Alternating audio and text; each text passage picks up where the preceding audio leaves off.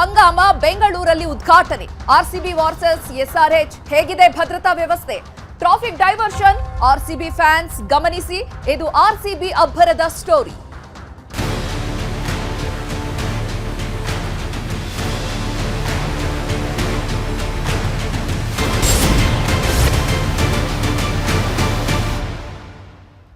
Chinnaswamy ಸ್ಟೇಡಿಯಂನಲ್ಲಿ IPL ಹಬ್ಬ ಆರಂಭ ಆಗ್ಬಿಟ್ಟಿದೆ.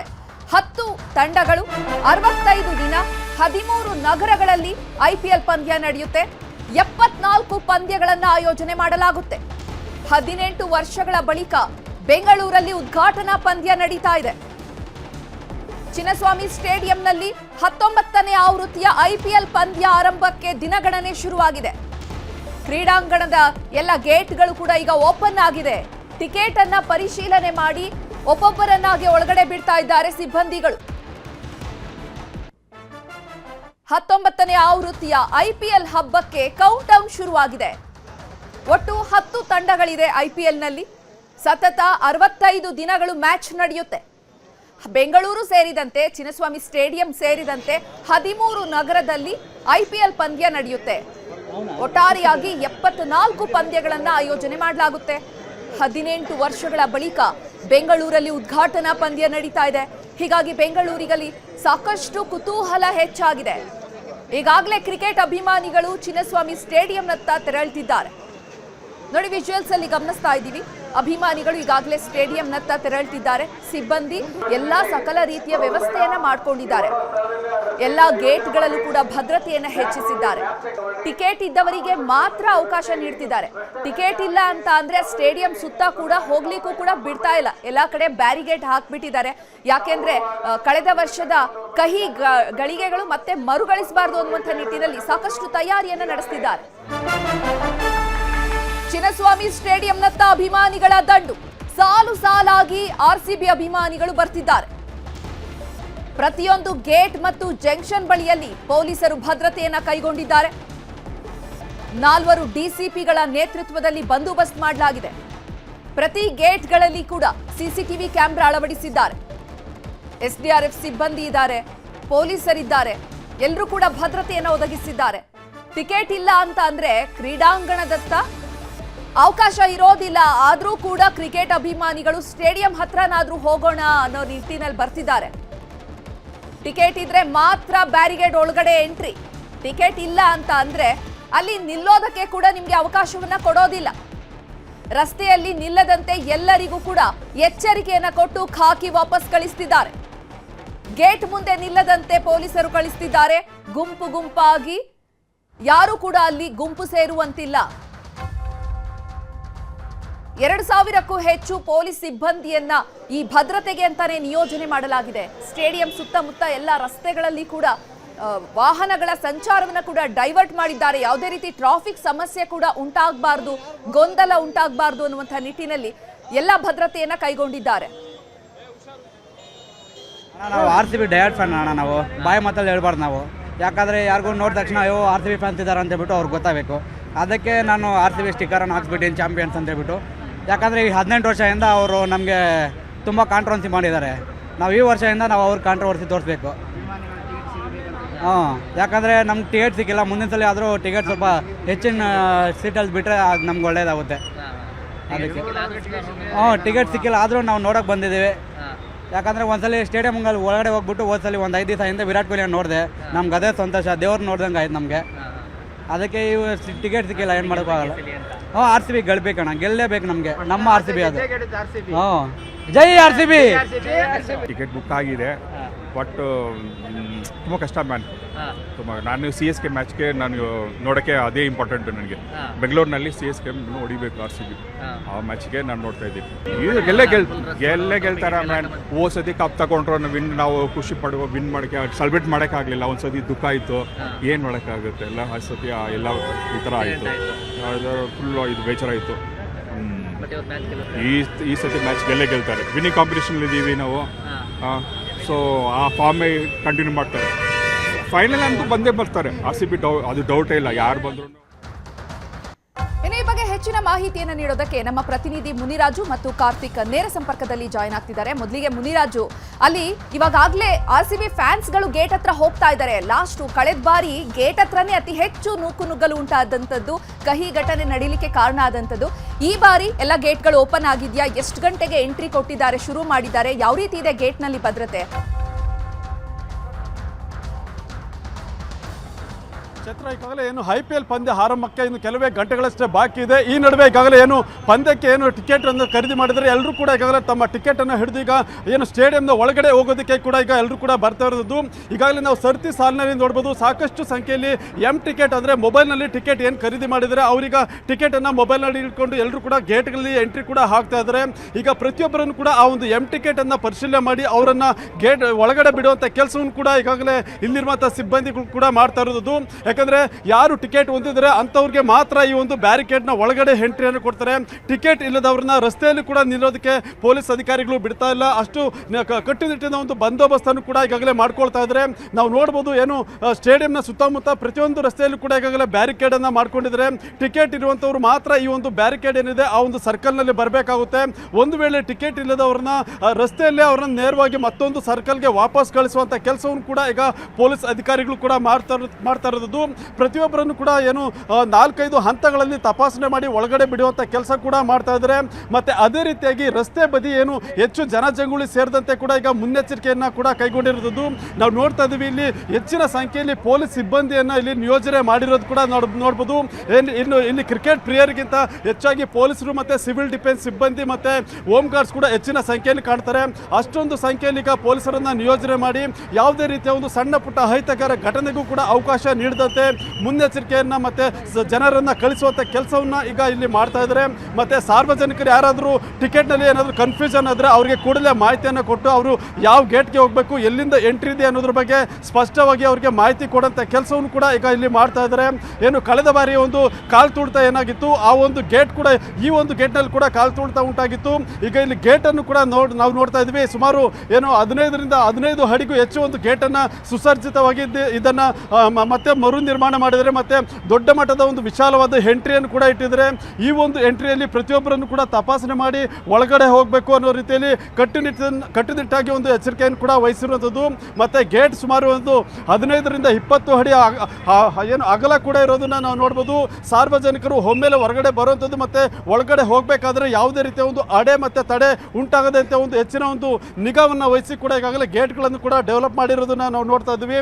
ಮತ್ತು ಸಿಬ್ಬಂದಿಗಳು ಕೂಡ ಪ್ರತಿಯೊಬ್ಬರನ್ನು ಕೂಡ ತಪಾಸಣೆ ಮಾಡಿ ಒಳಗಡೆ ಬಿಡೋದಕ್ಕೆ ಆದರೆ ಟಿಕೆಟನ್ನು ಚೆಕ್ ಮಾಡಿ ಒಳಗಡೆಗೆ ಹೋಗೋದಕ್ಕೆ ಏನೆಲ್ಲ ವ್ಯವಸ್ಥೆ ಬೇಕು ಮತ್ತು ಅವ್ರಿಗೆ ಗೈಡ್ ಮಾಡೋದಕ್ಕೂ ಕೂಡ ಇಲ್ಲಿ ಸಾಕಷ್ಟು ಹೆಚ್ಚಿನ ಸಂಖ್ಯೆಯಲ್ಲಿ ಇಲ್ಲಿ ಸಿಬ್ಬಂದಿಯನ್ನು ಕೂಡ ನಿಯೋಜನೆ ಮಾಡಿದ್ದಾರೆ. ಚೈತ್ರ, ಮುನಿರಾಜು, ಹಾಗೆ ಲೈವ್ ನಲ್ಲಿ ನಮ್ಮ ಜೊತೆ ಕಾರ್ತಿಕ್ ಕೂಡ ಜಾಯ್ನ್ ಆಗಿದ್ದಾರೆ. ಕಾರ್ತಿಕ್, ಇನ್ನು RCB ತಂಡ ನಡೀತಾ ಇರುವಂತದ್ದು ಮದರ್ ಹೋಮ್ಲ್ಯಾಂಡ್ ಅಲ್ಲೇ ನಡೀತಾ ಇದೆ.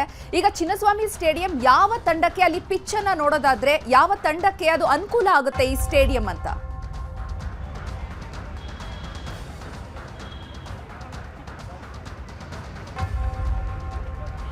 ಚೈತ್ರ, ಪ್ರಮುಖವಾಗಿ ಇವತ್ತಿನ IPLನ ಉದ್ಘಾಟನಾ ಪಂದ್ಯ ಚಿನ್ನಸ್ವಾಮಿ ಸ್ಟೇಡಿಯಂನಲ್ಲಿ ನಡೀತಾ ಇದೆ. ಇಲ್ಲಿ ನಾವು ಗಮನಿಸಬೇಕು, ಚಿನ್ನಸ್ವಾಮಿ ಕ್ರೀಡಾಂಗಣದಲ್ಲಿ ಪ್ರತಿ ಬಾರಿಯೂ ಕೂಡ ಈ ಒಂದು ಕ್ರಿಕೆಟ್ ಪಂದ್ಯ ಆಯೋಜನೆ ಆದಂಥ ಸಂದರ್ಭದಲ್ಲಿ ಸಾಕಷ್ಟು ರೀತಿಯಲ್ಲಿ ಪಿಚ್ನ ಬಗ್ಗೆಯೂ ಕೂಡ ಸಾಕಷ್ಟು ಚರ್ಚೆಗಳು ಕೂಡ ಉದ್ಭವ ಆಗುತ್ತೆ. ಯಾವ ಕಾರಣಕ್ಕಾಗಿ ಅಂತಂದರೆ ಇದು ಬ್ಯಾಟಿಂಗ್ ಸ್ನೇಹಿ ಪಿಚ್ ಅನ್ನುವಂಥದ್ದು ಸಾಕಷ್ಟು ಚರ್ಚೆ ಆಗುತ್ತೆ. ಜೊತೆಗೆ ಇಲ್ಲಿ ಬೌಲರ್ಗಳಿಗೆ ಎಲ್ಲೋ ಒಂದು ಕಡೆ ಅವ್ರಿಗೆ ಅನುಕೂಲ ಆಗುವಂಥ ರೀತಿಯಲ್ಲಿ ಪಿಚ್ ವರ್ತಿಸೋದಿಲ್ಲ ಅನ್ನುವಂಥ ರೀತಿಯಲ್ಲೂ ಕೂಡ ಚರ್ಚೆ ಆಗುತ್ತೆ. ಆದರೆ ಇತ್ತೀಚಿನ ಪಂದ್ಯಗಳನ್ನು ನೋಡಿದಂಥ ಸಂದರ್ಭದಲ್ಲಿ ಈ ಒಂದು ಚಿನ್ನಸ್ವಾಮಿ ಸ್ಟೇಡಿಯಂನ ಏನು ಪಿಚ್ ಏನಿದೆ, ಈ ಒಂದು ಪಿಚ್ಚು ಬ್ಯಾಟಿಂಗ್ ಸ್ನೇಹಿಯ ಜೊತೆಗೆ ಸೀಮ್ ಬೌಲರ್ಗಳಿಗೂ ಕೂಡ ಅನುಕೂಲಕರವಾಗುವಂಥ ಒಂದು ವಾತಾವರಣ ಇರುತ್ತೆ. ಆರಂಭದಲ್ಲಿ ಬ್ಯಾಟಿಂಗ್ ಸಹಕಾರಿಯಾದರೂ ಕೂಡ ಸೀಮ್ ಬೌಲರ್ಗಳು ಕೂಡ ಈ ಒಂದು ಪಿಚ್ನಲ್ಲಿ ಹಿಡಿತವನ್ನು ಸಾಧಿಸಬಹುದು. ಅದರಲ್ಲೂ ಜೊತೆಗೆ ಪ್ರಮುಖವಾಗಿ ಈ ಒಂದು ಪಿಚ್ನಲ್ಲಿ ಟಾಸ್ ಕೂಡ ಬಹಳ ಪ್ರಮುಖ ಪಾತ್ರವನ್ನು ವಹಿಸುತ್ತೆ. ಯಾರೇ ಈ ಒಂದು ಟಾಸನ್ನು ಗೆದ್ದರೂ ಕೂಡ ಚೇಸಿಂಗನ್ನು ಆಯ್ದುಕೊಳ್ತಾರೆ. ಡ್ಯೂ ಕೂಡ ಇಲ್ಲಿ ಬೀಳುವಂಥ ಸಾಧ್ಯತೆ ಇರುತ್ತೆ. ಯಾಕಂದರೆ ಇಬ್ಬನಿ ಬಿದ್ದಂಥ ಸಂದರ್ಭದಲ್ಲಿ ಬೌಲರ್ಗಳು ಬೌಲ್ ಮಾಡೋದಕ್ಕೆ ಸಾಧ್ಯ ಆಗೋದಿಲ್ಲ, ಸರಿಯಾಗಿ ಅವ್ರಿಗೆ ಗ್ರಿಪ್ ಕೂಡ ಸಿಗೋದಿಲ್ಲ. ಈ ಒಂದು ಕಾರಣಕ್ಕಾಗಿ ಸೆಕೆಂಡ್ ಬ್ಯಾಟಿಂಗನ್ನು ಆಯ್ಕೆ ಮಾಡಿಕೊಳ್ತಾರೆ. ಜೊತೆಗೆ ಇವತ್ತಿನ ಪಂದ್ಯದಲ್ಲಿಯೂ ಕೂಡ ನೀವು ಟಾಸ್ ಗೆದ್ದಂಥವರು 99% ಚೇಸಿಂಗನ್ನೇ ಆಯ್ಕೆ ಮಾಡ್ಕೊಳ್ತಾರೆ. ಜೊತೆಗೆ ಈ ಒಂದು SRH ಮತ್ತು RCB ನಡುವಿನ ಒಂದು ಅಂಕಿಅಂಶ ನೋಡ್ತಾ ಹೋಗೋದಾದರೆ IPLನಲ್ಲಿ 25 ಬಾರಿ ಎರಡು ತಂಡ ಮುಖಾಮುಖಿಯಾಗಿದೆ. ಅದರಲ್ಲಿ 13 ಬಾರಿ RCB ಸೋತಿದೆ, 13 ಬಾರಿ SRH ಗೆದ್ದಿರ್ತಕ್ಕಂಥದ್ದು, ಕೇವಲ 11 ಬಾರಿ ಮಾತ್ರ RCB ಗೆದ್ದಿದೆ. ಇಲ್ಲಿ ಪ್ರಮುಖವಾಗಿ ನಾವು ಗಮನಿಸಬೇಕು, ಕಳೆದ 2-3 ಸೀಸನ್ಗಳಲ್ಲಿ ಸನ್ರೈಸ್ ಹೈದರಾಬಾದ್ ತಂಡ ಆಡುವಂಥ ರೀತಿಯೇ ಬೇರೆ ಇರತಕ್ಕಂಥದ್ದು. ಅಂದರೆ ಪ್ರಮುಖವಾಗಿ ಅವರ ಬ್ಯಾಟ್ಸ್ಮನ್ಗಳೇನಿದ್ದಾರೆ ಅವರು ಸಾಕಷ್ಟು ಆಕ್ರಮಣಕಾರಿ ಶೈಲಿಯಲ್ಲಿ ಆಟ ಆಡ್ತಿರ್ತಕ್ಕಂಥದ್ದು. ಜೊತೆಗೆ ಅವರ ಬ್ಯಾಟಿಂಗ್ ಲೈನಪ್ ಕೂಡ ಅದೇ ರೀತಿಯಲ್ಲಿದೆ. ನೀವು ಇಶಾನ್ ಕಿಶನ್ ಇರ್ಬೋದು, ಹಾಗೆ ಅಲ್ಲಿರ್ತಕ್ಕಂಥ ಫಾರಿನ್ ಪ್ಲೇಯರ್ಸನ್ನು ಸೇರಿದಂತೆ ನೋಡಿದ್ರೆ ಅವರು ಅತ್ಯಂತ ಪ್ರಖರವಾಗಿ ಬ್ಯಾಟಿಂಗನ್ನು ಕೂಡ ಮಾಡ್ತಾರೆ. ಹೆಚ್ಚಿನ ರನ್ನನ್ನು ಕೂಡ ಇತ್ತೀಚೆಗೆ ಸನ್ರೈಸ್ ಹೈದರಾಬಾದ್ ತಂಡ ಗಳಿಸ್ತಾ ಇದೆ. ಅದೇ ರೀತಿಯ ಬ್ಯಾಟಿಂಗ್ ಶೈಲಿಯನ್ನು ಇವತ್ತಿನ ಪಂದ್ಯದಲ್ಲೂ ಕೂಡ ಅವರು ಮುಂದುವರಿಸುವಂಥ ಸಾಧ್ಯತೆ ಇದೆ. ಜೊತೆಗೆ ಅಲ್ಲಿ ಟ್ರಾವಿಸ್ ಹೆಡ್ ಇರ್ಬೋದು, ಹಾಗೆ ಅಭಿಷೇಕ್ ಶರ್ಮಾ, ಇಶಾನ್ ಕಿಶನ್ ಸೇರಿದಂತೆ ಬ್ಯಾಟಿಂಗ್ ಲೈನಪ್ ತುಂಬ ಬಲಿಷ್ಠ ಆಗಿದೆ. ಲಿವಿಂಗ್ಸ್ಟನ್ ಸೇರಿದಂತೆ ಅವರ ತಂಡದಲ್ಲಿರ್ತಕ್ಕಂಥ ಫಾರಿನ್ ಪ್ಲೇಯರ್ಸ್ ಇರ್ಬೋದು, ಹಾಗೆ ಭಾರತೀಯ ಆಟಗಾರರು ಕೂಡ ಅತ್ಯದ್ಭುತವಾಗಿ ಫಾರ್ಮ್ನಲ್ಲಿ ಇರ್ತಕ್ಕಂಥವ್ರು. ಜೊತೆಗೆ ಕಳೆದ ಬಾರಿ IPLನಲ್ಲಿಯೂ ಕೂಡ ಸಾಕಷ್ಟು ಪ್ರಮಾಣದಲ್ಲಿ ಅವರು ರನ್ ಮಳೆಯನ್ನೇ ಹರಿಸಿದ್ರು. ಇವತ್ತು ಕೂಡ RCB ವಿರುದ್ಧ ಅವರೇನಾದರೂ ಟಾಸ್ ಗೆದ್ದಂಥ ಸಂದರ್ಭದಲ್ಲಿ ಬಹುಶಃ SRH ಅಥವಾ RCB ಯಾರೇ ಟಾಸ್ ಗೆದ್ದರೂ ಕೂಡ ಇವತ್ತು ಚೇಸಿಂಗನ್ನು ಆಯ್ಕೊಳ್ತಾರೆ. ಜೊತೆಗೆ ಇಲ್ಲಿ ಅಂದರೆ RCBಯ ಮಟ್ಟಿಗೆ ಬರೋದಾದರೆ ಈ ಒಂದು IPL ಪಂದ್ಯ ಉದ್ಘಾಟನೆ ಪಂದ್ಯ ನಡೀತದೆ. ಜೊತೆಗೆ ಹೋಮ್ ಗ್ರೌಂಡಲ್ಲಿ ಮ್ಯಾಚ್ ನಡೀತಾ ಇರ್ತಕ್ಕಂಥ ಕಾರಣಕ್ಕಾಗಿ ಹೆಚ್ಚಿನ ಪ್ರಮಾಣದಲ್ಲಿ ಫ್ಯಾನ್ ಬೇಸ್ ಕೂಡ ಇರುವಂಥ ಕಾರಣಕ್ಕಾಗಿ ಮೈದಾನದಲ್ಲೂ ಕೂಡ ಒಳ್ಳೆ ರೀತಿಯ ವಾತಾವರಣ ಇರುತ್ತೆ. ಜೊತೆಗೆ RCBಯ ಬ್ಯಾಟಿಂಗ್ ಲೈನಪ್ ಕೂಡ ಅಷ್ಟೇ ಬಲಿಷ್ಠ ಆಗಿದೆ. ವಿರಾಟ್ ಕೊಹ್ಲಿ ಅವರು ಚೇಸ್ ಮಾಸ್ಟರ್ ಅವರು. ಜೊತೆಗೆ ವಿರಾಟ್ ಕೊಹ್ಲಿ ಅವರ ಇತ್ತೀಚಿನ ಇನ್ನಿಂಗ್ಸ್ಗಳನ್ನು ನಾವು ನೋಡಿದ್ರೆ ಅವರು ಹಿಂದೆ ಯಾವ ರೀತಿಯಾಗಿ 2014 ವೇಳೆ ಯಾವ ರೀತಿಯಾಗಿ IPLನಲ್ಲಿ ಆಡ್ತಾ ಇದ್ರಲ್ಲ ಆ ರೀತಿಯ ಇನ್ನಿಂಗ್ಸ್ಗಳು ಕಳೆದ 2-3 ವರ್ಷದ ಸೀಸನ್ಗಳಲ್ಲಿ ಅವರು ಬರ್ತಾ ಇದೆ. ಜೊತೆಗೆ ರಜತ್ ಪಾಟಿದಾರ್ ಸೇರಿದಂತೆ ಜಿತೇಶ್ ಶರ್ಮಾ ಇರ್ಬೋದು, ಇವರೆಲ್ಲರೂ ಕೂಡ ಅತ್ಯದ್ಭುತವಾಗಿ ಆಡ್ತಾ ಇದ್ದಾರೆ. ಜೊತೆಗೆ ಭುವನೇಶ್ವರ್ ಕುಮಾರ್ ಅವರ ಬೌಲಿಂಗ್ ಕೂಡ ಇವತ್ತು ಕರಾರುವಾಕ್ಕಾಗಿರುವಂಥ ಸಾಧ್ಯತೆ ಇದೆ. ಜೊತೆಗೆ ಇಲ್ಲಿ RCB ಏನು ಇವತ್ತು ಚಿನ್ನಸ್ವಾಮಿಯಲ್ಲಿ ಪಂದ್ಯ ಆಡ್ತಿರ್ತಕ್ಕಂಥ ಕಾರಣಕ್ಕಾಗಿ ಈ ಒಂದು ಪಿಚ್ ಕೂಡ ಸೀಮ್ ಬೌಲರ್ಗಳಿಗೆ ಅನುಕೂಲ ಆಗುತ್ತೆ. ಭುವನೇಶ್ವರ್ ಕುಮಾರ್ ಅವರು ಸನ್ರೈಸ್ ಹೈದರಾಬಾದ್ ತಂಡದ ಬ್ಯಾಟ್ಸ್ಮನ್ಗಳನ್ನು ಕಟ್ಟಿ ಹಾಕೋದಕ್ಕೆ ಯಶಸ್ಸು ಆಗ್ತಾರೆ ಅನ್ನುವಂಥದ್ದನ್ನು ಕೂಡ ನಾವು ಗಮನಿಸಬೇಕಾಗುತ್ತೆ. ಜೊತೆಗೆ ಎರಡೂ ತಂಡದಲ್ಲಿ ಪ್ರಮುಖವಾಗಿ ಗಮನಿಸಬೇಕಾಗಿರುವಂಥದ್ದು ಒಂದು ಪ್ರಮುಖ ಬೌಲರ್ಗಳು, ಕಳೆದ ಸೀಸನ್ನಲ್ಲಿ ಇರ್ತಕ್ಕಂಥ ಪ್ರಮುಖ ಬೌಲರ್ಗಳು ಈ ಸೀಸನ್ನಲ್ಲಿ ಇವತ್ತಿನ ಮ್ಯಾಚ್ಗೆ ಅಲಭ್ಯರಾಗಿದ್ದಾರೆ. ಹ್ಯಾಜಲ್ವುಡ್ RCB ತಂಡಕ್ಕೆ ಅಲಭ್ಯರಾಗಿದ್ದರೆ ಕಮಿನ್ಸ್ SRH ತಂಡಕ್ಕೆ ಅಲಭ್ಯ ಆಗಿರ್ತಕ್ಕಂಥದ್ದು. ಜೊತೆಗೆ SRHನ ಕ್ಯಾಪ್ಟನ್ ಆಗಿರ್ತಕ್ಕಂಥ ಕಮಿನ್ಸ್ ಈ ಒಂದು ಪಂದ್ಯವನ್ನು ಆಡದೇ ಇರುವಂಥ ಕಾರಣಕ್ಕಾಗಿ ಇವತ್ತು ಇಶಾನ್ ಕಿಶನ್ ಅವರ ನೇತೃತ್ವದಲ್ಲಿ ಇವತ್ತು IPLನಲ್ಲಿ SRH ತಂಡ RCB ವಿರುದ್ಧ ಆಡ್ತಾ ಇದೆ. ಇಶಾನ್ ಕಿಶನ್ ಅವರ ಕ್ಯಾಪ್ಟನ್ಸಿಯಲ್ಲೂ ಕೂಡ ಇದು ಮೊದಲನೇ ಪಂದ್ಯ IPLನಲ್ಲಿ. ಎಲ್ಲ ಅಂಕಿಅಂಶಗಳನ್ನು ನೋಡ್ತಾ ಹೋದರೆ ಎರಡೂ ತಂಡವೂ ಕೂಡ ಸಾಕಷ್ಟು ಬಲಾಬಲದಲ್ಲಿ ಸಮಬಲವಾಗಿದೆ ಅಂತ ಹೇಳ್ಬೋದು. ಜೊತೆಗೆ ಆಲ್ರೌಂಡರ್ ವಿಭಾಗದಲ್ಲಿ RCB ಒಂದು ಪ್ರಮಾಣದಲ್ಲಿ ಹೆಚ್ಚಿನ ಬಲಿಷ್ಠತೆಯನ್ನೇ ಹೊಂದಿದೆ ಅಂತಲೇ ಹೇಳ್ಬೋದು. ಚೈತ್ರ, ಕಾರ್ತಿಕ್, ಇನ್ನು ಈ ಹೈ ವೋಲ್ಟೇಜ್ ಮ್ಯಾಚ್ ನೋಡೋದಕ್ಕೆ ಅಂತ ಸಾವಿರಾರು ಸಂಖ್ಯೆಯಲ್ಲಿ ಕ್ರಿಕೆಟ್ ಅಭಿಮಾನಿಗಳು ಈಗಾಗಲೇ ಸ್ಟೇಡಿಯಂ ಹತ್ರ ಬರ್ತಿದ್ದಾರೆ. ಅವರ ಜೋಶ್ ಹೇಗಿದೆ, ಅವರನ್ನು ಮಾತನಾಡಿಸ್ಬೋದಾ?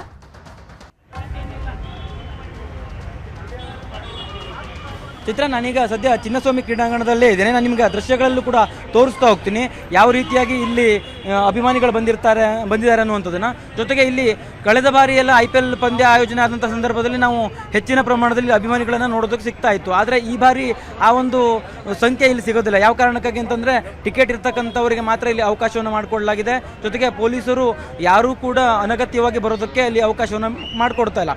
ಈ ಒಂದು ಗ್ರೌಂಡ್ನ ಎಲ್ಲ ಗೇಟ್ಗಳಿಂದಲೂ ಕೂಡ ಈಗಾಗಲೇ ಟಿಕೆಟ್ ಇರ್ತಕ್ಕಂತಹ ಅಭಿಮಾನಿಗಳಿಗೆ ಅಂದರೆ ಗ್ರೌಂಡ್ನ ಒಳಭಾಗಕ್ಕೂ ಕೂಡ ಈಗಾಗಲೇ ಅವಕಾಶ ಮಾಡಿರ್ತಕ್ಕಂಥದ್ದು. ಈಗಾಗಲೇ ಬಹುತೇಕವಾಗಿ ಟಿಕೆಟ್ ಇದಿರ್ತಕ್ಕಂಥವರೆಲ್ಲರೂ ಕೂಡ ಕ್ರೀಡಾಂಗಣದ ಒಳ ಸೇರಿದ್ದಾರೆ. ಜೊತೆಗೆ ಇಲ್ಲಿ ನೀವು ನೋಡ್ಬೋದು ಯಾವ ರೀತಿಯಾಗಿ ಭದ್ರತೆಯನ್ನು ಕೂಡ ಒದಗಿಸಿದ್ದಾರೆ ಅನ್ನುವಂಥದ್ದನ್ನು.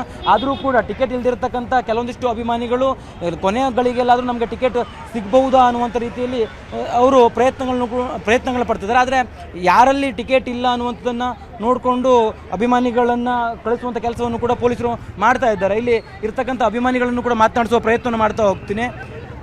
ಸರ್, ಮ್ಯಾಚ್ ನೋಡೋದಕ್ಕೆ ಬಂದಿದ್ದೀರಿ. RCB ಇವತ್ತಿನ ಪಂದ್ಯದ ಮೇಲೆ ಎಷ್ಟು ನಿರೀಕ್ಷೆ ಇದೆ ತಮ್ಮ ಮೇಲೆ? ಖಂಡಿತವಾಗ್ಲೂ 100% ಇವತ್ತು ಗೆದ್ದೇ ಗೆಲ್ತಾರೆ. ಅವರು ಫುಲ್ ಫಾರ್ಮಲ್ಲಿ ಇದ್ದಾರೆ ಇವತ್ತು ಅವರು. ಆಮೇಲೆ ಗೆದ್ದ ಮೇಲೆ ಇದು ಮೊದಲನೇ ಮ್ಯಾಚು, ಹೋದ ವರ್ಷ ಕಪ್ ಗೆದ್ದಿದ್ದಾರೆ. ಈ ಸತಿ ಮೊದಲನೇ ಮ್ಯಾಚು ಗೆದ್ದೇ ಗೆಲ್ತಾರೆ ಸರ್ ಇವತ್ತು. ಟಿಕೆಟ್ ಸಿಕ್ಕಿದೆ ತಮಗೆ? ಸಿಕ್ಕಿದೆ ಸರ್. ಅಂದರೆ ಕಳೆದ ಬಾರಿ ಅಹಿತಕರ ಘಟನೆ ಆಯಿತು. ಆ ಒಂದು ಕೈ ಘಟನೆ ನಂತರದಲ್ಲಿ ಚಿನ್ನಸ್ವಾಮಿಯಲ್ಲಿ ಇವತ್ತು ಪಂದ್ಯ ಆಯೋಜನೆ ಆಗಿದೆ. ಹೌದು ಸರ್, ಹೌದು. ಅದು ಆಗಬಾರ್ದಾಯಿತು. ತುಂಬ ಬೇಜಾರಾಗುತ್ತೆ ಇವತ್ತಿಗೂ ಮನಸ್ಸಿಗೆ. ಸೊ ಹಾಗಾಗಿ ಇವತ್ತು ಏನೋ ಓಪನಿಂಗ್ ಸರ್ವೇನೂ ಇಲ್ವಂತೆ, ಡೈರೆಕ್ಟ್ ಮ್ಯಾಚ್ ಸ್ಟಾರ್ಟ್ ಆಗುತ್ತಂತೆ. ಸೊ ಹಾಗಾಗಿ ಈ ಸತಿ ಎಲ್ಲ ವ್ಯವಸ್ಥೆ ಕ್ಲೀನಾಗಿದೆ ಅನಿಸುತ್ತೆ. ಅಂಥ ಕ್ರೌಡ್ ಏನಿಲ್ಲ ಇವತ್ತು. ಈ ಸತಿ ಸರ್ಕಾರ ಚೆನ್ನಾಗೇ ಮ್ಯಾನೇಜ್ ಮಾಡ್ತಾರೆ ಅಂತ ಅಂದ್ಕೊಂಡಿದ್ದೀನಿ. ಹಾಂ ಸನ್ರೈಸರ್ಸ್ ಹೈದರಾಬಾದ್ ತಂಡ RCB ವಿರುದ್ಧ ಒಂದು ಸ್ವಲ್ಪ ಬಲಿಷ್ಠತೆಯನ್ನು ತೋರಿಸ್ತದೆ. ಅಂದರೆ ಪ್ರತಿ ಸೀಸನಲ್ಲಿಯೂ ಕೂಡ ಅವರು RCB ವಿರುದ್ಧ ಒಳ್ಳೆ ರೀತಿಯಲ್ಲಿ ಆಟ ಆಡ್ತಾರೆ. ಅವರಲ್ಲೂ ಕೂಡ ಬ್ಯಾಟಿಂಗ್ ಲೈನಪ್ ತುಂಬ ಚೆನ್ನಾಗಿದೆ. ಯಾರ ಮೇಲೆ ನಿರೀಕ್ಷೆ ಇದೆ RCB ಪ್ಲೇಯರ್ಸ್ ಮೇಲೆ? ಖಂಡಿತವಾಗ್ಲೂ RCB ಫ್ಯಾನ್ ಆಗಿರೋದ್ರಿಂದ RCB ಮೇಲೆ ನಿರೀಕ್ಷೆ ಇರುತ್ತೆ. And every day is not a Sunday. May be ಈಗ ಫಾರ್ಮ್ ಕಳ್ಕೊಂಡಿರ್ಬೋದು SRH ಅವರು. ಈ ಸಲ ನಮ್ಮವ್ರು ಫಾರ್ಮಲ್ಲಿದ್ದಾರೆ. ಆಮೇಲೆ ಇದು ಇಲ್ಲಿ ಇರೋದು ಕ್ರೌಡ್ಗೆ ಕಾನ್ಫಿಡೆನ್ಸ್ ಲೆವೆಲ್ ಜಾಸ್ತಿ ಆಗ್ಬಿಟ್ಟು ಚೆನ್ನಾಗಿ ಹೊಡಿತಾರೆ ನೋಡಿ ಈ ಸತಿ. ಯಾವ ಪ್ಲೇಯರ್ ಮೇಲೆ ನಿರೀಕ್ಷೆ ಇದೆ? ಟೀಮ್ ಡೇವಿಡ್ ಅಥವಾ ಯಾರು ವಿರಾಟ್ ಕೊಹ್ಲಿನ ಯಾರು ಹೆಚ್ಚು ಆಡ್ಬೋದು ಅಂತ ಅನ್ಸುತ್ತೆ? ನನ್ನ ಪ್ರಕಾರ ಇವತ್ತು ಕೊಹ್ಲಿ ಚೆನ್ನಾಗಿ ಆಡ್ತಾರೆ ಓಪನಿಂಗು. ಹಾಂ, ಕೊಹ್ಲಿನೇ ಚೆನ್ನಾಗಿ ಆಡ್ತಾರೆ. ಉದ್ಘಾಟನಾ ಪಂದ್ಯವನ್ನು RCB ಗೆಲ್ಲತ್ತಾಗಿದ್ರೆ ಇವತ್ತು? ಖಂಡಿತವಾಗ್ಲೂ ಗೆಲ್ಲತ್ತೆ, ನೋಡ್ತೀರಿ. ಹಾಂ, ಖಂಡಿತ ಗೆಲ್ಲತ್ತೆ ಇವತ್ತು. ಚೈತ್ರ, ಇದು ಅಭಿಮಾನಿಗಳು ಹೇಳ್ತಾ ಇರುವಂಥದ್ದು. ಅಭಿಮಾನಿಗಳ ನಿರೀಕ್ಷೆ ಸಹಜವಾಗಿದೆ. RCB ಗೆದ್ದೇ ಗೆಲ್ಲತ್ತೆ ಅನ್ನುವಂಥ ಒಂದು ಅವರು ಭರವಸೆಯನ್ನು ವ್ಯಕ್ತಪಡಿಸ್ತಾ ಇದ್ದಾರೆ. ಪ್ರಮುಖವಾಗಿ ಈಗಾಗಲೇ ಈ ಒಂದು ಚಿನ್ನಸ್ವಾಮಿ ಸ್ಟೇಡಿಯಂನ ಎಲ್ಲ ಗೇಟ್ಗಳನ್ನು ಕೂಡ ಓಪನ್ ಮಾಡಲಾಗಿದೆ. ಜೊತೆಗೆ ಅಭಿಮಾನಿಗಳು ಯಾರು ಟಿಕೆಟನ್ನು ಹೊಂದಿದ್ದಾರೆ ಅಲ್ಲಿ ಎಲ್ಲರಿಗೂ ಕೂಡ ಈಗ ಟಿಕೆಟ್ ಇರ್ತಕ್ಕಂಥವ್ರಿಗೆ ಒಳಗೆ ಪ್ರವೇಶವನ್ನು ಕೂಡ ಕೊಡಲಾಗ್ತಾ ಇದೆ. ಪ್ರವೇಶ ದ್ವಾರವನ್ನು ಈಗಾಗಲೇ ಓಪನ್ ಮಾಡಲಾಗಿದೆ. ಜೊತೆಗೆ ಇಲ್ಲಿ ಯಾರೂ ಕೂಡ ಟಿಕೆಟ್ ಇಲ್ಲದೇ ಇರತಕ್ಕಂಥವ್ರಿಗೆ ಪೊಲೀಸರು ನಿಲ್ಲೋದಕ್ಕೆ ಬಿಡ್ತಾ ಇಲ್ಲ. ಈ ಎರಡೂ ರಸ್ತೆಯಲ್ಲಿಯೂ ಕೂಡ ಪೊಲೀಸರು ಸರಿಯಾಗಿ ಸುರಕ್ಷಿತ ಕ್ರಮಗಳನ್ನು ಅನುಸರಿಸ್ತಾ ಇದ್ದಾರೆ. ಜೊತೆಗೆ ಅಭಿಮಾನಿಗಳಿಗೂ ಕೂಡ ಈ ಒಂದು ಗೇಟ್ನ ಪಕ್ಕದಲ್ಲಿ ನಿಲ್ಲೋದಕ್ಕೆ ಬಿಡ್ತಾನೆ ಇಲ್ಲ. ಜೊತೆಗೆ ಇದು ಯಾವ ಕಾರಣಕ್ಕೆ ಆಗಿ ಅಂದರೆ ಕಳೆದ ಬಾರಿ ಆಗಿರ್ತಕ್ಕಂಥ ದುರ್ಘಟನೆ ಇತ್ತಲ್ಲ, ಅದೇ ಒಂದು ಹಿನ್ನೆಲೆಯಲ್ಲಿ ಅನಗತ್ಯವಾಗಿ ಈ ಒಂದು ಅಭಿಮಾನಿಗಳು ಟಿಕೆಟ್ ಇಲ್ಲದೇ ಇದ್ರೂ ಕೂಡ ಕೊನೆಗಳಿಗೆಯಲ್ಲಿ ಬಂದು ಇಲ್ಲಿ ಗಲಾಟೆಯನ್ನು ಮಾಡ್ತಾರೆ ಅಥವಾ ಇಲ್ಲಿ ಕೇಕೆಯನ್ನು ಹಾಕ್ತಾರೆ. ಆ ಸಂದರ್ಭದಲ್ಲಿ ಏನಾದರೂ ಕಾಲ್ತುಳಿತಗಳಾಗಬಹುದು ಅನ್ನುವಂಥ ಒಂದು ಮುನ್ನೆಚ್ಚರಿಕೆ ಕಾರಣಕ್ಕಾಗಿ ಅಭಿಮಾನಿಗಳನ್ನು ತ್ವರಿತವಾಗಿ ಕಳಿಸುವಂಥ ಕೆಲಸವನ್ನು ಮಾಡ್ತಾರೆ. ಯಾರ ಹತ್ರ ಟಿಕೆಟ್ ಇದೆಯೋ ಅಂಥವರಿಗೆ ಮಾತ್ರ ಇಲ್ಲಿ ಅವಕಾಶವನ್ನು ಕೊಡಲಾಗ್ತಾ ಇದೆ. ಚೈತ್ರ, ಧನ್ಯವಾದ ಕಾರ್ತಿಕ್ ತಮ್ಮೆಲ್ಲ ಮಾಹಿತಿಗಾಗಿ. ಉತ್ತರ ಕನ್ನಡ ಜಿಲ್ಲೆಯಲ್ಲಿ ಗ್ಯಾಸ್ ಪ್ರಾಬ್ಲಮ್ ಬಿಗಡಾಯಿಸ್ತಾ ಇದೆ. ಕಾರವಾರ ಸೇರಿದಂತೆ ಹಲವೆಡೆ ಕಡೆ ಕಮರ್ಷಿಯಲ್ ಗ್ಯಾಸ್ ಸಿಗ್ತಾ ಇಲ್ಲ. ಕೆಲ ಹೋಟೆಲ್ಗಳಲ್ಲಿ ಸೌದೆ ಒಲೆಯಲ್ಲಿ ಅಡುಗೆ ಮಾಡ್ತಿದ್ದಾರೆ. ಉತ್ತರ ಕನ್ನಡ ಜಿಲ್ಲೆಯಲ್ಲಿ ಗ್ಯಾಸ್ ಪ್ರಾಬ್ಲಮ್ ದಿನದಿಂದ ದಿನಕ್ಕೆ ಜಾಸ್ತಿ ಆಗ್ತಾ ಇದೆ. ಕಾರವಾರ ಸೇರಿದಂತೆ ಹಲವೆಡೆ ಕಮರ್ಷಿಯಲ್ ಗ್ಯಾಸ್ ಸಿಗ್ತಾ ಇಲ್ಲ. ಕೆಲ ಹೋಟೆಲ್ಗಳಲ್ಲಿ ಈಗಾಗಲೇ ಸೌದೆ ಒಲೆಯನ್ನ ಅವಲಂಬಿಸಿಬಿಟ್ಟಿದ್ದಾರೆ. ಕಮರ್ಷಿಯಲ್ ಗ್ಯಾಸ್ ಸಿಗ್ತಾ ಇಲ್ಲ, ಕಸ್ಟಮರ್ಸ್ಗಳು ಬರ್ತಾರೆ, ಮತ್ತೆ ಅವ್ರು ಅದನ್ನ ಕ್ಲೋಸ್ ಮಾಡಿಬಿಟ್ರೆ ಹೋಟೆಲ್ನ ನಾವು ಮತ್ತೆ ಗ್ರಾಹಕರನ್ನ ಕಳ್ಕೊಳ್ತೀವಿ ಅನ್ನೋ ಭಯ ಕೂಡ ಹೋಟೆಲ್ ಮಾಲೀಕರಲ್ಲಿ ಇದೆ. ಹಾಗಾಗಿ ಸೌದೆ ಒಲೆಯಲ್ಲಿ ಅಡುಗೆ ಮಾಡಿ ಬಡಿಸ್ತಿದ್ದಾರೆ. ಮೆನುವಿನಲ್ಲಿ 10 ತಿಂಡಿಗಳನ್ನ ಕಡಿತಗೊಳಿಸಿದ್ದಾರೆ ಮಾಲೀಕರು. 10 ದಿನ ಕಳೆದ್ರೆ ಇನ್ನಷ್ಟು ಹೋಟೆಲ್ ಬಂದ್ ಆಗುವಂತಹ ಭೀತಿ ಇದೆ. ಉತ್ತರ ಕನ್ನಡ ಜಿಲ್ಲೆಯ ಕಾರವಾರ ಸೇರಿ ಉತ್ತರ ಕನ್ನಡ ಜಿಲ್ಲೆಯಾದ್ಯಂತ ಕಮರ್ಷಿಯಲ್ ಸಿಲಿಂಡರ್ ಕೊರತೆ ದಿನ ದಿನಕ್ಕೂ ಎದ್ದು ಕಾಣ್ತಾ ಇದೆ. ಈ ಹಿನ್ನೆಲೆಯಲ್ಲಿ ಹೋಟೆಲ್ ಉದ್ಯಮ ಬಂದ್ ಮಾಡುವಂತ ಒಂದು ಪರಿಸ್ಥಿತಿಯಲ್ಲಿ ಎದುರಾಗಿರುವಂತದ್ದು. ಒಂದಿಷ್ಟು ಹೋಟೆಲ್ ಉತ್ತರ ಕನ್ನಡ ಜಿಲ್ಲೆಯಲ್ಲಿ ಬಂದ್ ಆಗಿದ್ರೆ, ಇನ್ನೊಂದಿಷ್ಟು ಹೋಟೆಲ್ ನಲ್ಲಿ ಸೌದೆ ಒಲೆಯ ಮೂಲಕ ಅಡುಗೆ ತಯಾರಿಸುವಂತ ಒಂದು ಪ್ರಕ್ರಿಯೆ ಈಗ ನಡೀತಾ ಇರುವಂತದ್ದು. ನಾವೀಗ ಉತ್ತರ ಕನ್ನಡ ಜಿಲ್ಲೆಯ ಕಾರವಾರದ ಒಂದು ಖಾಸಗಿ ಹೋಟೆಲ್ ನಲ್ಲಿದ್ದೇವೆ. ಇಲ್ಲಿ ಈಗಾಗಲೇ ಸಿಲಿಂಡರ್ ಕೊರತೆ ಹಿನ್ನೆಲೆಯಲ್ಲಿ ಅಡುಗೆ ಅಲ್ಲಿ ಆಗಿರ್ಬೋದು, ಅದೇ ರೀತಿ ತಿಂಡು ತಿನಿಸುಗಳ ಆಗಿರ್ಬೋದು ಕಡಿತ ಮಾಡಲಾಗಿದೆ. ಅವರಿಗೆ ಯಾವುದು ಏನು ಸಹಾಯ ಆಗುತ್ತೋ ಅದನ್ನ ಮಾತ್ರ ಈಗ ಏನು ಅಡುಗೆಯನ್ನ ಮಾಡಿ ಗ್ರಾಹಕರಿಗೆ ನೀಡ್ತಾ ಇರುವಂತದ್ದು. ಅದ್ರ ಜೊತೆಗೆ ಈಗ ನಾವು ನಿಮ್ಗೆ ತೋರಿಸ್ತಾ ಇರುವಂತ ಒಂದು ದೃಶ್ಯಾವಳಿ ಏನಪ್ಪಾ ಅಂದ್ರೆ ಸೌದೆ ಒಲೆಯನ್ನ ಈಗ ಇಲ್ಲಿ ಸಿದ್ಧಪಡಿಸಿಕೊಂಡಿರುವಂತದ್ದು. ಸೌದೆ ಒಲೆ ಮೂಲಕ ಏನು ಅಡುಗೆಯನ್ನ ತಯಾರನ್ನ ಮಾಡ್ತಾ ಇದ್ದಾರೆ. ವಿವಿಧ ಆಹಾರವನ್ನ ಈಗ ಅಡುಗೆ ಒಲೆಯ ಮೂಲಕವೇ ಈಗ ಸಿದ್ಧಪಡಿಸ್ತಾ ಇರುವಂತದ್ದು. ಇದು ಕೇವಲ ಈ ಒಂದು ಹೋಟೆಲ್ ನಲ್ಲಿ ಮಾತ್ರ ಅಲ್ಲ, ಉತ್ತರ ಕನ್ನಡ ಜಿಲ್ಲೆಯ ಕಾರವಾರ ಸೇರಿ ಉತ್ತರ ಕನ್ನಡ ಜಿಲ್ಲೆಯಾದ್ಯಂತ ಇರುವಂತ ಬಹುತೇಕ ಹೋಟೆಲ್ಗಳಲ್ಲಿ ಈಗ ಸೌದೆ ಒಲೆಯಿಂದಲೇ ಈಗ ಏನು ಆಹಾರವನ್ನ ತಯಾರಿಸುವಂತ ಒಂದು ಪ್ರಕ್ರಿಯೆ ಈಗ ನಡೀತಾ ಇರುವಂತದ್ದು. ಈ ಬಗ್ಗೆ ಇಲ್ಲಿನ ಹೋಟೆಲ್ ಮಾಲೀಕರನ್ನ ನಾನು ಮಾತಾಡಿಸ್ತಾ ಹೋಗ್ತೇನೆ. ಸರ್ ನಮಸ್ಕಾರ. ಈಗ ಸಿಲಿಂಡರ್ ಕೊರತೆ ಅಂದ್ರೆ ಕಮರ್ಷಿಯಲ್ ಸಿಲಿಂಡರ್ ಕೊರತೆ ಅಂತ ಕಳೆದ ಒಂದು 10 ದಿವಸಗಳಿಂದಲೂ ಎಲ್ಲರೂ ಕೂಡ ಹೇಳ್ತಾ ಇರುವಂತದ್ದು ಹೋಟೆಲ್ ಮಾಲೀಕರು. ಈಗ ಅದರ ಪರಿಸ್ಥಿತಿ ಯಾವ ಮಟ್ಟಕ್ಕೆ ಹೋಗಿದೆ? ಮುಂದೆ ಏನಾದ್ರೂ ಸಮಸ್ಯೆ ಈ ಒಂದು 10 ದಿವಸದಲ್ಲಿ ಆ ಸಮಸ್ಯೆ ಬಗ್ಗೆ ಹರಿಬಹುದಾ ಎನ್ನುವಂತ ಒಂದು ಆಶಾಭಾವನೆ ಇದೆಯಾ ನಿಮ್ಗೆ? ಈಗ ನಾವು ನಮ್ಮ ಸಿಲಿಂಡರ್ ಜನತಾ ಬಜಾರ್ ಗ್ಯಾಸ್ ಅಲ್ಲಿ ಕೇಳಿದಾಗ ಹೇಳಿದ್ದಾರೆ ಇವತ್ತು ಇಲ್ದರೆ ನಾಳೆ ಬರ್ಬೋದು ಅಂತ ಹೇಳಿದ್ದಾರೆ. ಇದುವರೆಗೂ ನಮಗೆ ಸಪ್ಲೈ ಆಗಲಿಲ್ಲ. 10 ದಿನ ಆಯಿತು. 10 ದಿನದಿಂದ ನಮಗೆ LPG ಸಪ್ಲೈ ಇಲ್ಲ. ಹಾಗಾಗಿ ನಾವು ಒಂದು 2-3 ದಿನ ಹೋಟೆಲ್ ಬಂದ್ ಮಾಡಿದ್ವಿ. ಸುಮಾರು ನಮ್ಮಲ್ಲಿ ಒಂದು 450ರಿಂದ 500 ಐಟಮ್ ಇದಾವೆ. ಅಷ್ಟು ಐಟಮ್ ಗ್ರಾಹಕರಿಗೆ ಕೊಡ್ಲಿಕ್ಕೆ ಆಗಲ್ಲ. ಹಾಗಾಗಿ ನಾವು ಒಂದು ಮೆನುನ ಚೇಂಜ್ ಮಾಡಿ ಒಂದು 10ರಿಂದ 12 ಐಟಮ್ನ ಇಟ್ಟಿದ್ವಿ. ಯಾಕೆ 10ರಿಂದ 12 ಐಟಮ್ ಇಟ್ಟಿದ್ದೀವಿ ಅಂದ್ರೆ ಈಗ ನಮ್ಮಲ್ಲಿ ವರ್ಕರ್ ಇದ್ದಾರೆ, ಹೊರ ರಾಜ್ಯದಿಂದ ಬಂದವರು ವರ್ಕರ್ ಇದ್ದಾರೆ. ಒಂದು 15ರಿಂದ 20 ಜನ ಇದ್ದಾರೆ ವರ್ಕರು. ಅವ್ರಿಗೆ ಸಂಬಳ ಕೊಡಬೇಕು, ಮತ್ತೆ ನಮ್ದು ಹೋಟೆಲ್ ಬಾಡಿಗೆ ಕೊಡಬೇಕು.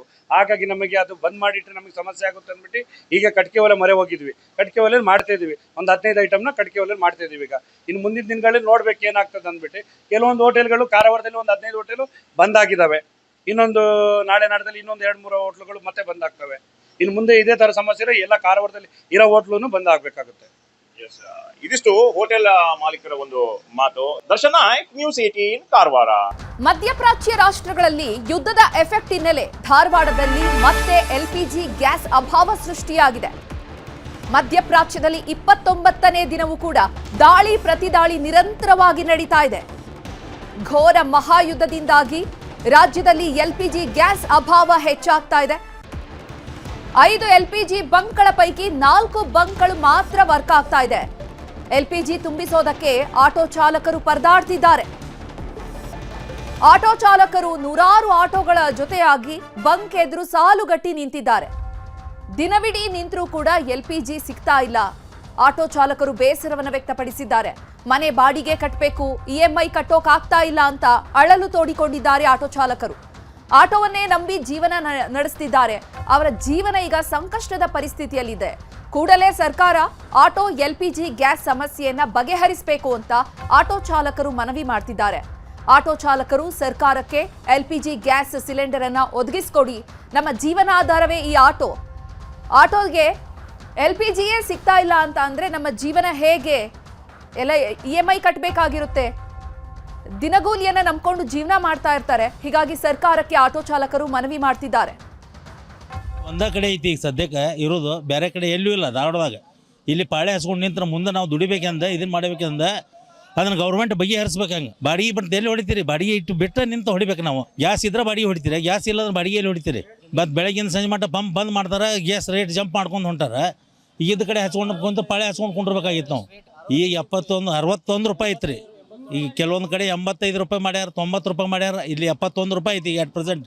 ಇಲ್ಲಿ ಒಂದ ಕಡೆ ಐತಿ ಈಗ ಸದ್ಯಕ್ಕೆ ಇರೋದು, ಬೇರೆ ಕಡೆ ಎಲ್ಲೂ ಇಲ್ಲ. ಧಾರವಾಡದಾಗ ಇಲ್ಲಿ ಪಾಳೆ ಹಸ್ಕೊಂಡು ನಿಂತ್ರ ಮುಂದೆ ನಾವು ದುಡಿಬೇಕಂದ ಇದನ್ನು ಮಾಡಬೇಕಂದ ಅದನ್ನು ಗೌರ್ಮೆಂಟ್ ಬಗೆಹರಿಸ್ಬೇಕು. ಹಂಗೆ ಬಾಡಿಗೆ ಬಂದು ಎಲ್ಲಿ ಹೊಡಿತೀರಿ? ಬಾಡಿಗೆ ಇಟ್ಟು ಬಿಟ್ಟರೆ ನಿಂತು ಹೊಡಿಬೇಕು ನಾವು. ಗ್ಯಾಸ್ ಇದ್ರೆ ಬಾಡಿಗೆ ಹೊಡಿತೀರಿ, ಗ್ಯಾಸ್ ಇಲ್ಲದ್ರೆ ಬಾಡಿಗೆ ಎಲ್ಲಿ ಹೊಡಿತೀರಿ? ಮತ್ತು ಬೆಳಗಿನ ಸಂಜೆ ಮಟ್ಟ ಪಂಪ್ ಬಂದ್ ಮಾಡ್ತಾರೆ, ಗ್ಯಾಸ್ ರೇಟ್ ಜಂಪ್ ಮಾಡ್ಕೊಂಡು ಹೊಂಟಾರೆ. ಇದ್ದ ಕಡೆ ಹಚ್ಕೊಂಡು ಕುಂತು ಪಾಳೆ ಹಚ್ಕೊಂಡು ಕುಂಡಿರ್ಬೇಕಾಗಿತ್ತು ನಾವು. ಈಗ 61 ರೂಪಾಯಿ ಐತ್ರಿ. ಈಗ ಕೆಲವೊಂದು ಕಡೆ 85 ರೂಪಾಯಿ ಮಾಡ್ಯಾರ, 90 ರೂಪಾಯಿ ಮಾಡ್ಯಾರ. ಇನ್ನು ಈ ಬಗ್ಗೆ ಹೆಚ್ಚಿನ ಮಾಹಿತಿಯನ್ನು ನೀಡ್ತಾರೆ ನಮ್ಮ ಪ್ರತಿನಿಧಿ ಮಂಜುನಾಥ್. ದೂರವಾಣಿ ಸಂಪರ್ಕದಲ್ಲಿ ಜಾಯಿನ್ ಆಗಿದ್ದಾರೆ. ಮಂಜುನಾಥ್, ಕೇಂದ್ರ ಸರ್ಕಾರ ಹೇಳುತ್ತೆ ಎಲ್ಪಿಜಿ ಗ್ಯಾಸ್ 1 ತಿಂಗಳಿಗಾಗುವಷ್ಟು ನಮ್ಮ ಹತ್ರ ಸ್ಟಾಕ್ ಇದೆ, ಯಾವುದೇ ರೀತಿ ಅಭಾವ ಸೃಷ್ಟಿಯಾಗಿಲ್ಲ ಅಂತ. ಆದ್ರೆ ಧಾರವಾಡದಲ್ಲಿ ಯಾಕೆ ನೂರಾರು ಆಟೋ ಚಾಲಕರು ಪರದಾಡುವಂತಹ ಪರಿಸ್ಥಿತಿ ಎದುರಾಗಿದೆ? ಹೌದು ಚೈತ್ರ, ಧಾರವಾಡದಲ್ಲೂ ಕೂಡ ಅಂತಂದ್ರೆ ಏನು ಇರಾನ್ ಇಸ್ರೇಲ್ ಯುದ್ಧದ ಪರಿಣಾಮದಿಂದ ಗ್ಯಾಸ್ ಸಮಸ್ಯೆ ಎದುರಾಗಿದೆ ಅನ್ನೋದಕ್ಕೆ ಇದು ಸಾಕ್ಷಿ ಅಂತ ಹೇಳ್ಬೋದು. ಧಾರವಾಡದಲ್ಲೂ ಕೂಡ ಅಂತಂದ್ರೆ 5ಕ್ಕೂ ಹೆಚ್ಚು ಏನು LPG ಗ್ಯಾಸ್ ಏನು ಬಂಕ್ಗಳಿದ್ದಾವೆ. ಇಲ್ಲಿ ಸ್ಥಳೀಯವಾಗಿ ಏನಂತಂದ್ರೆ ವಾಹನಗಳು ದ್ವಿಚಕ್ರ ಇರ್ಬೋದು ಮತ್ತು ಆಟೋಗಳು ಏನಂತಾರೆ ಇಲ್ಲಿ LPG ಗ್ಯಾಸ್ ನ ಬಳಕೆ ಮಾಡ್ತಾ ಇದ್ರು. ಆದ್ರೆ ಇವತ್ತಿಗೆ ಏಕಾಏಕಿಯಾಗಿ 4 ಬಂಕ್ಗಳಲ್ಲಿ ಕೂಡ ಏನಂತಾರೆ LPG ಗ್ಯಾಸ್ ಖಾಲಿಯಾಗಿರೋದ್ರಿಂದ ಈಗಾಗಲೇ ಕೂಡ ಏನು ಜಿಯೋ ಏನು LPG ಗ್ಯಾಸ್ ಬಂಕ್ಸ್ ಅಲ್ಲಿ ಇರೋದ್ರಿಂದ ನೂರಾರು ವಾಹನಗಳು ಏಕಾಏಕಿ ಇವತ್ತು ವೀಕೆಂಡ್ ಇರೋದ್ರಿಂದ ಅಲ್ಲಿ ಸರತಿ ಸಾಲಿನಲ್ಲಿ ನಿಂತು ತಮ್ಮ LPG ಗ್ಯಾಸ್ ಅನ್ನ ಬರ್ಸೋಕೆ ನಿಂತಿದ್ರು. ಈ ವಿಚಾರವಾಗಿ ಕೂಡ ಮಾತಾಡಿದಂತ ಆಟೋ ಚಾಲಕರು ಒಂದು ಕೇಂದ್ರ ಸರ್ಕಾರ ಇರ್ಬೋದು, ರಾಜ್ಯ ಸರ್ಕಾರ ಇರ್ಬೋದು ಆಪರೇಷನ್ ಹೊರ ಹಾಕಿದ್ರು ಅಂತ ಹೇಳ್ಬೋದು. ಯಾಕಂತಂದ್ರೆ ಒಂದ್ ಕಡೆಯಿಂದ ಸರ್ಕಾರ ಕೂಡ ಏನಂತಂದ್ರೆ LPG ಗ್ಯಾಸ್ ಯಾವುದೇ ರೀತಿಯಂತ ಸಮಸ್ಯೆ ಇಲ್ಲ ಅಂತ ಹೇಳ್ತಿದ್ರೆ, ಆದ್ರೆ ಇಲ್ಲಿರುವಂತ ನಾವು ಆಟೋದಿಂದ ದುಡಿಮೆ ಮಾಡ್ಕೊಂಡು ಜೀವನವನ್ನ ಕಟ್ತಾ ಇದೀವಿ, ಜೊತೆಗೆ ಅದ್ರ EMI ಅನ್ನ ಕಟ್ತಾ ಇದೀವಿ.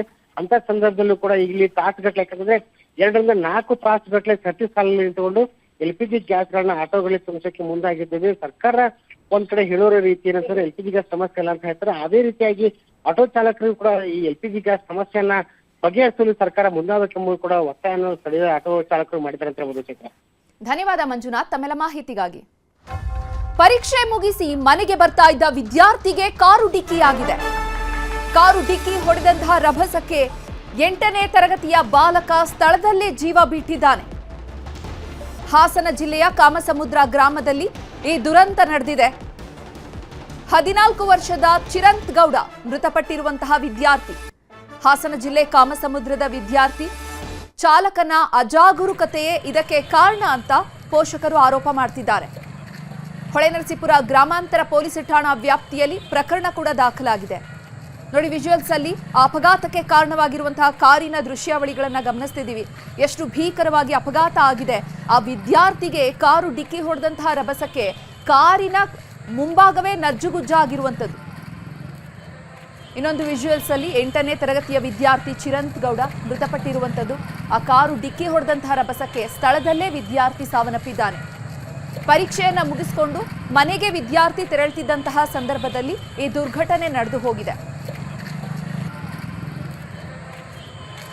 ಈ ಬಗ್ಗೆ ಹೆಚ್ಚಿನ ಮಾಹಿತಿಯನ್ನು ನೀಡ್ತಾರೆ ನಮ್ಮ ಪ್ರತಿನಿಧಿ ಕೃಷ್ಣಮೂರ್ತಿ, ದೂರವಾಣಿ ಸಂಪರ್ಕದಲ್ಲಿ ಜಾಯ್ನ್ ಆಗಿದ್ದಾರೆ. ಕೃಷ್ಣಮೂರ್ತಿ, 8ನೇ ತರಗತಿ ವಿದ್ಯಾರ್ಥಿಯ ಸಾವಿಗೆ ಈ ಅಪಘಾತ ಕಾರಣವಾಗಿದೆ. ಪ್ರಮುಖವಾಗಿ ಈ ಅಪಘಾತ ನಡೀಲಿಕ್ಕೆ ಏನ್ ಕಾರಣ ಆಯಿತು? ಸದ್ಯಕ್ಕೆ ಸಿಕ್ಕಿರ್ತಕ್ಕಂಥ ಮಾಹಿತಿ ಪ್ರಕಾರವಾಗಿ ಚೈತ್ರ, ಈ ಒಂದು ಘಟನೆ ಕಾರು ಚಾಲಕನ ಅಜಾಗರೂಕತೆಯಿಂದನೇ ಆಗಿದೆ ಎಂಬಂತದ್ದು ಸ್ಥಳೀಯರು ಮತ್ತು ಆ ವಿದ್ಯಾರ್ಥಿಯ ಪೋಷಕರು ಹೇಳ್ತಿರ್ತಕ್ಕಂಥದ್ದು. ಹೊಳೆನರಸೀಪುರ ಗ್ರಾಮಾಂತರ ಪೊಲೀಸ್ ಠಾಣಾ ವ್ಯಾಪ್ತಿಯಲ್ಲಿ ಘಟನೆ ನಡೆದಿರ್ತಕ್ಕಂಥದ್ದು. ಪೊಲೀಸರು ಕೂಡ ಈಗ ತನಿಖೆಯನ್ನ ಪ್ರಾರಂಭಿಸಿದ್ದಾರೆ. ಅತಿ ವೇಗದಲ್ಲಿ ಬಂದಿರತಕ್ಕಂಥ ಕಾರು ಚಿರಂತ್ ಗೌಡ ಎಂಬಂತ 8ನೇ ತರಗತಿ ವಿದ್ಯಾರ್ಥಿ ಏನು ಪರೀಕ್ಷೆಯನ್ನು ಮುಗಿಸಿ ತನ್ನ ಮನೆಗೆ ವಾಪಸ್ ಆಗ್ತಿರ್ತಾನೆ. ರಸ್ತೆ ಬದಿಯಲ್ಲಿ ಬರುವಂತ ಸಂದರ್ಭದಲ್ಲಿ ವೇಗವಾಗಿ ಬಂದಿರತಕ್ಕಂತಹ ಕಾರು ಚಾಲಕ ಏಕಾಏಕಿಯಾಗಿ ಆತನ ಮೇಲೆ ಡಿಕ್ಕಿಯನ್ನು ಹೊಡೆದಿರ್ತಾನೆ. ಈ ಕಾರಣದಿಂದಾಗಿ ವಿದ್ಯಾರ್ಥಿ ಸ್ಥಳದಲ್ಲೇ ಸಾವನ್ನಪ್ಪಿರ್ತಕ್ಕಂಥ ಘಟನೆ ಈಗ ಹೊಳೆನರಸೀಪುರ ತಾಲೂಕಿನ ಕಾಮಸಮುದ್ರದ ಬಳಿ ನಡೆದಿರ್ತಕ್ಕಂಥದ್ದು. ಇದಕ್ಕೆ ಎಲ್ಲರೂ ಕೂಡ ಆಕ್ರೋಶವನ್ನು ಕೂಡ ವ್ಯಕ್ತಪಡಿಸಿದ್ರು. ಕಾರು ಚಾಲಕನ ಅಜಾಗ್ರತೆ ಈ ಘಟನೆಗೆ ಕಾರಣ ಆಗಿದೆ. ಇಲ್ಲಿ ಹಂಸನ ಅಳವಡಿಕೆ ಮಾಡಬೇಕೆಂಬಂತಹ ಬಹುದಿನಗಳ ಬೇಡಿಕೆ ಇದ್ರೂ ಕೂಡ ಅಧಿಕಾರಿಗಳು ಇಲ್ಲಿ ಕ್ರಮವನ್ನು ವಹಿಸಿಲ್ಲ. ಈಗಲಾದ್ರೂ ಕೂಡ ಎಚ್ಚೆತ್ತುಕೊಂಡು ಅಧಿಕಾರಿಗಳು ಕ್ರಮವನ್ನು ವಹಿಸಬೇಕು ಎಂಬಂತಹ ಆಗ್ರಹವನ್ನು ಸ್ಥಳೀಯರು ಮತ್ತು ಪೋಷಕರು ಇಡ್ತಿರ್ತಕ್ಕಂಥದ್ದು. ಚೈತ್ರ, ಧನ್ಯವಾದ ಕೃಷ್ಣಮೂರ್ತಿ ತಮ್ಮೆಲ್ಲ ಮಾಹಿತಿಗಾಗಿ. ಚಿಕ್ಕಮಗಳೂರು ಜಿಲ್ಲೆಯಲ್ಲಿ ವರುಣನ ಅಬ್ಬರ ಜೋರಾಗಿದೆ. ಗಾಳಿ ಮಳೆಗೆ ಶಾಲೆಯ ಹಂಚುಗಳೆಲ್ಲೂ ಕೂಡ ಹಾರಿ ಹೋಗಿದೆ. ಮೂಡಿಗೆರೆಯ ಸರ್ಕಾರಿ ಪ್ರೌಢಶಾಲೆಯಲ್ಲಿ ಘಟನೆ ನಡೆದಿದೆ. ಜೋರು ಗಾಳಿ ಮಳೆಗೆ ಶಾಲೆಯ ಹಂಚುಗಳೆಲ್ಲವೂ ಹಾರಿ ಹೋಗಿದೆ. ಮೂಡಿಗೆರೆಯ ಸರ್ಕಾರಿ ಪ್ರೌಢಶಾಲೆಯಲ್ಲಿ ಘಟನೆ ನಡೆದಿರುವಂಥದ್ದು. ಬಿರುಗಾಳಿಯ ರಭಸಕ್ಕೆ ನೂರಾರು ಹೆಂಚುಗಳು ಪುಡಿಯಾಗಿವೆ. ಈ ಹೆಂಚುಗಳು ಹಾರಿ ಹೋಗುವಂತಹ ದೃಶ್ಯ ಮೊಬೈಲ್ನಲ್ಲಿ ಸೆರೆಯಾಗಿದೆ. ಧಾರಾಕಾರವಾಗಿ ಸುರಿದಂತಹ ಮಳೆಗೆ ಈ ಅವಘಡ ಸಂಭವಿಸಿರುವಂಥದ್ದು. ಮೂಡಿಗೆರೆಯ ಸರ್ಕಾರಿ ಪ್ರೌಢಶಾಲೆ ಇದು. ಈ ಶಾಲೆಯ ಹಂಚುಗಳೆಲ್ಲ ಕೂಡ ಹಾರೋಗಿದೆ. ನೋಡಿ, ವಿಜುವಲ್ಸ್ ಅಲ್ಲಿ ಗಮನಿಸ್ತಿದ್ದೀವಿ. ಜೋರಾಗಿ ಗಾಳಿ ಬೀಸ್ತಾ ಇದೆ. ಈ ಗಾಳಿ ಸಮೇತ ಮಳೆ ಏಕಾಏಕಿ ಶುರುವಾದಂತಹ ಪರಿಣಾಮ ಶಾಲೆಯ ನೂರಾರು ಹೆಂಚುಗಳು ಹಾರಿ ಹೋಗಿದೆ. ಸ್ಥಳೀಯರ ಮೊಬೈಲ್ನಲ್ಲಿ ಈ ದೃಶ್ಯ ಸೆರೆಯಾಗಿರುವಂಥದ್ದು.